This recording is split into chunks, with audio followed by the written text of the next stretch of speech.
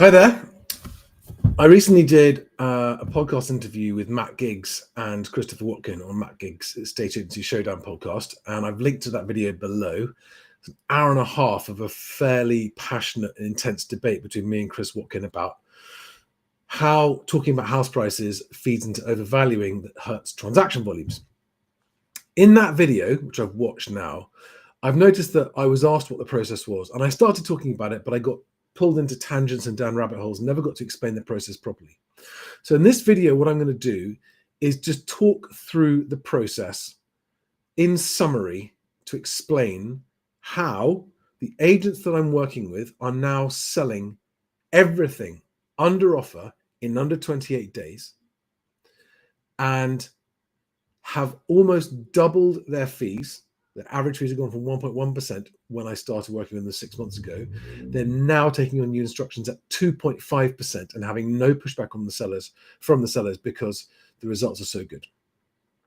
Try to imagine and they've now got almost zero fall throughs. So selling almost everything, they've sold 25 out of 27 instructions, all at higher fees, all in shorter times, and all the exchanges so far, the average exchange time is 70 days. So shorter deals, no fall throughs, higher fees, happier customers, more inbound inquiries for new opportunities. It's a self-feeding cycle. It's how estate agencies should be. What does it take? It takes the courage to be honest and transparent and to stop talking about house prices, right?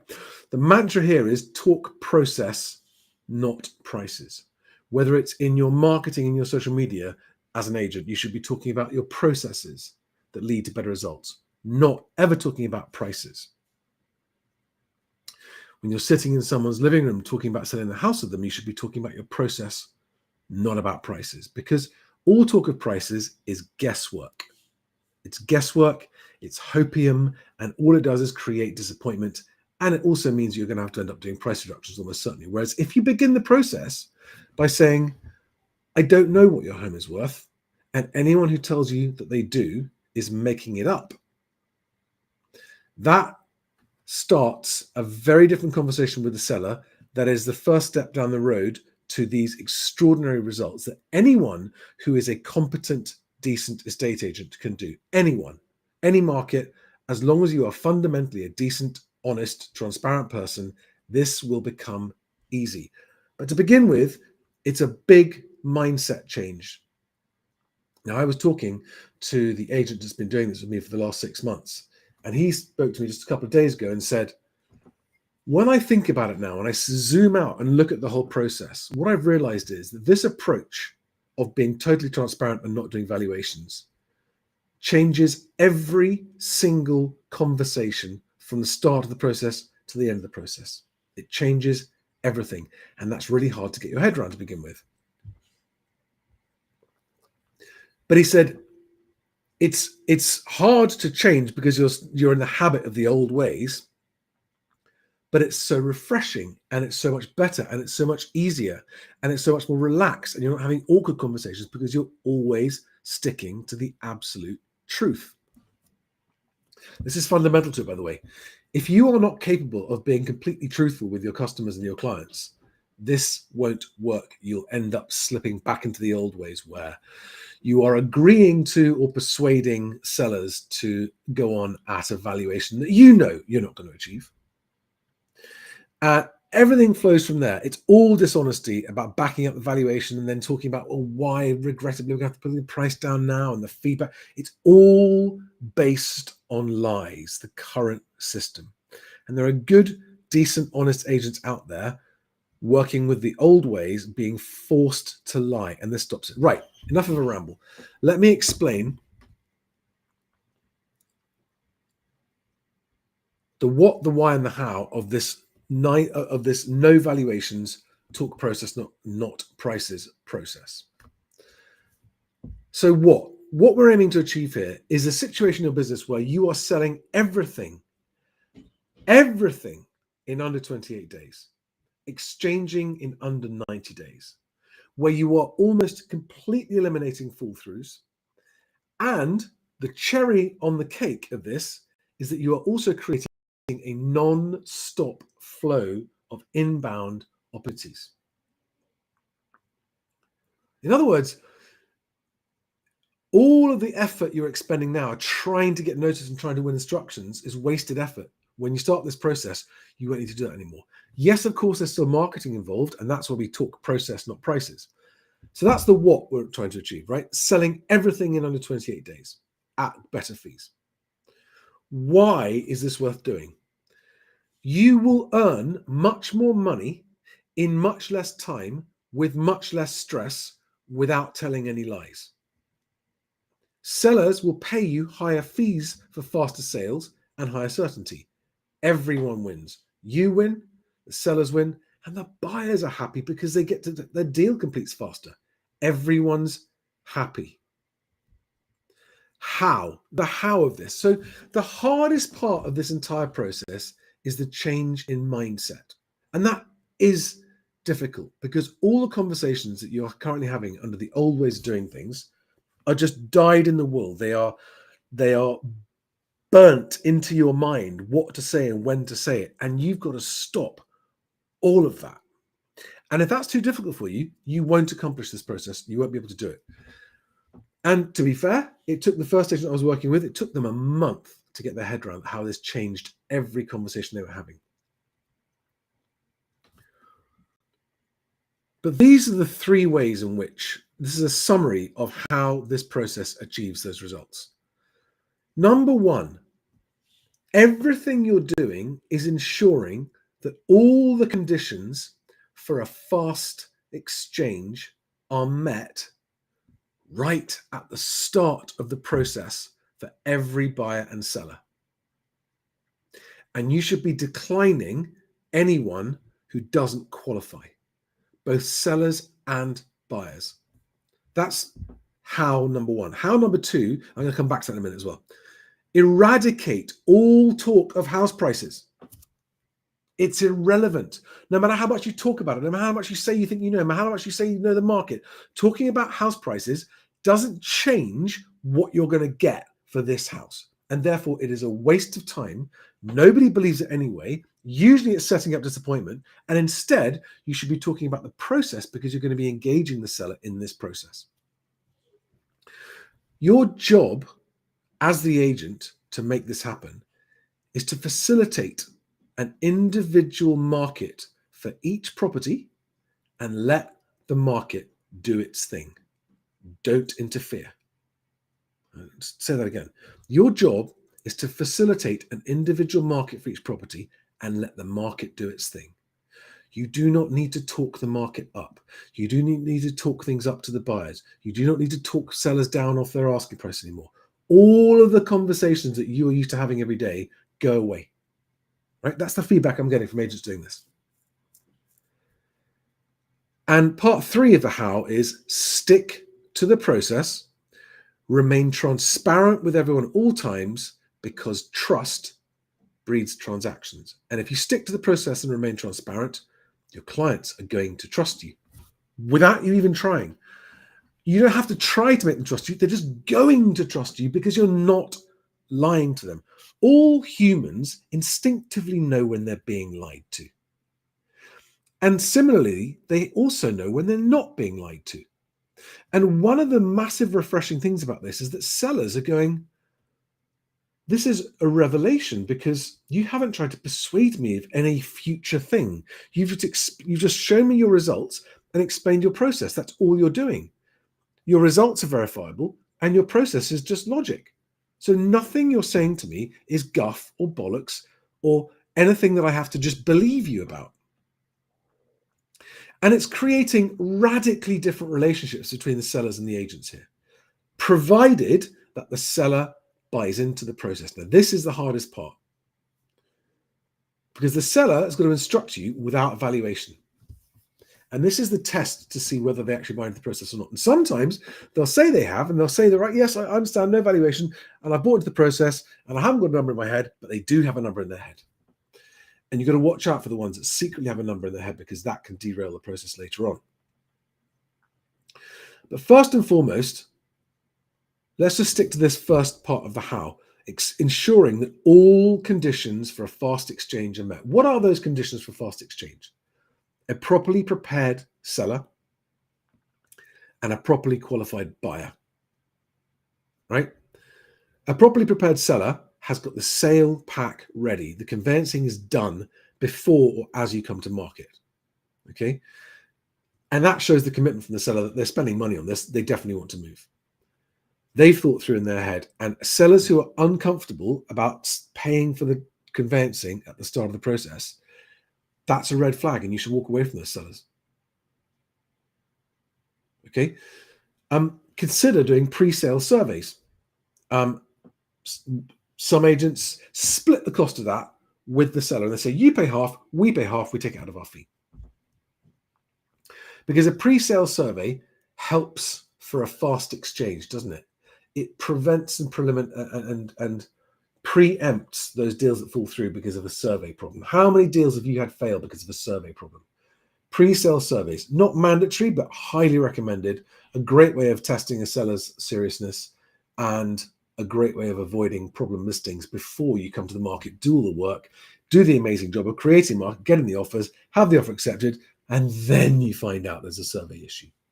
Pre-sale surveys. Not necessarily so that the buyer can use it, but just to flush out any issues at the front rather than waiting for a couple months to find out. Now, I'm going to go into a few more details of this process. The 9 steps.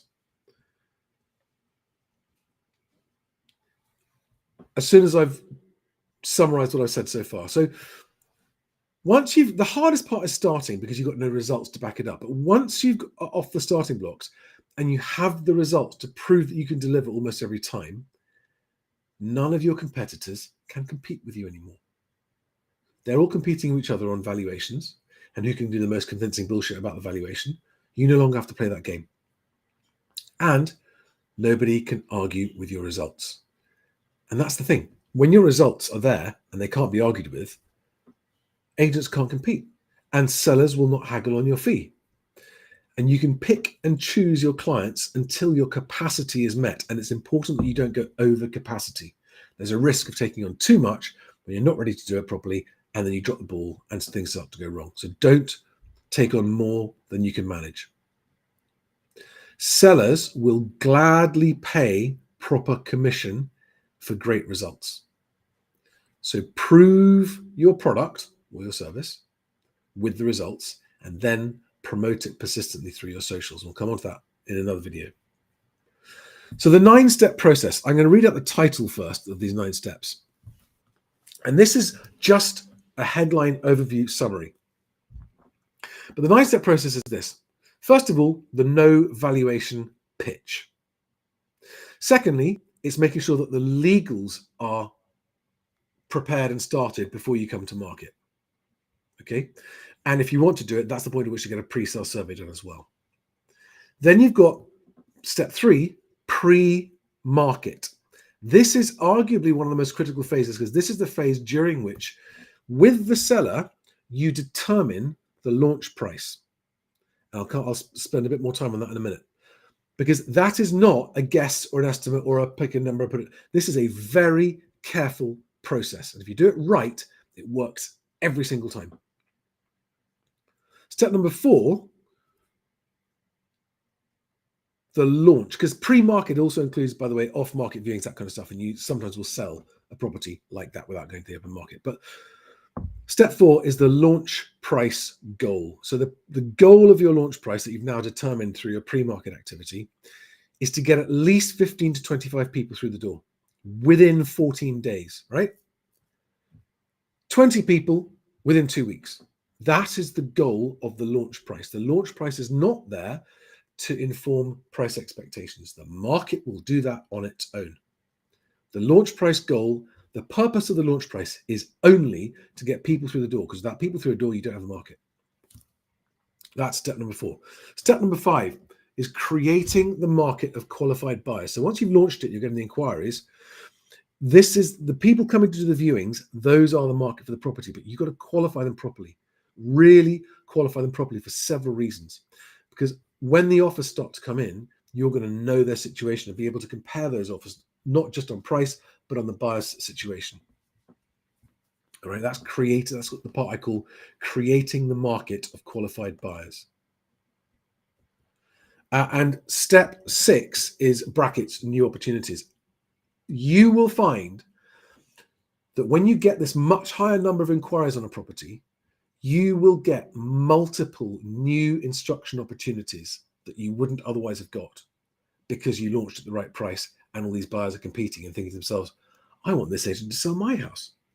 And you will get disappointed buyers who miss out because they weren't on the market, and they're going to come to the market with you. And these are people who would never have called you in the past if you hadn't launched that last instruction at an amazing price that got them through the door. Okay, so this is the new opportunities. It's a very important part of the process because you are also building a marketplace of buyers for your next instructions. And so it's handling these disappointed buyers, turning them into instructions and having them ready to come to market next time. Step 7, offers. So you do your 15 to 25 viewings in your first week, 2 weeks. So open house 1, open house 2, and then you've got your multiple offers. And this is a very delicate process, right? This is the second most critical part. After the launch price being right, the way in which you handle the offers is critical. And you do not start telling people what they need to offer. You never do that. There's only ever one answer to any buyer's question, what do I need to offer? And it's never any different from this, no matter what the circumstances are. You must offer your maximum comfortable price to have the best chance of securing the property. No more and no less. You must offer your maximum comfortable price. And I'll say, well, how much is that? So we don't know. Only you know what your maximum comfortable price is. Okay. So in other words, you are refraining from any manipulation. Manipulating buyers is necessary when you've only got one buyer trying to get a deal, trying to get an offer that this vendor's going to accept. In this situation where you've got multiple buyers competing against each other, no more manipulation is necessary. And this helps to breed trust with those potential new instructions as well. All right. So you qualify and secure all those offers. And there is a real magic part of the process of getting those offers and getting them to find out what the actual proceedable highest price is. Not the fairy tale highest price that's going to get reduced as soon as they accept the offer. Concrete bids. Because remember, you're going for quick exchanges. That's step number 7, offers. Step number 8 is tying up the deal agreement. And step number 9 is your sales progression process that gets it done super fast, because that also contributes to you getting more business. Number 1, no valuation pitch. Number 2, the legals and pre-sale survey. Number 3, pre-market preparation. Number 4, launch price goal. Number 5, creating the market, doing the viewings. Number 6, making sure you've got all the new opportunities that come out of those new inquiries. Number 7, offers. Number 8, deal agreed. And number 9, getting it done. That is the process. And a lot of you already know how to do this, but you are, what's the word? You're nobbled at the outset because you have to agree to a valuation that you don't want to agree to that's going to make it harder to do your job. Right? There are agents who know that those prices are too high and it's going to be hard to sell, but you do it anyway. This solves that problem for those good agents. By the way, the thing I love about this process is if you are not a highly accomplished, competent professional agent, you can't do this stuff. You won't know how to do this properly. And this is why it's so great, because good agents love this process and it just puts them in a league of their own. Crap agents who don't know what they're doing can't do this process and it won't work for them. It's a natural selection process that selects out the shit agents and allows good agents who are currently suffering from overvaluing to actually rise to the top. This is what's so great about it. All right, guys, that's my 20-minute summary of the no valuations talk process, not prices process.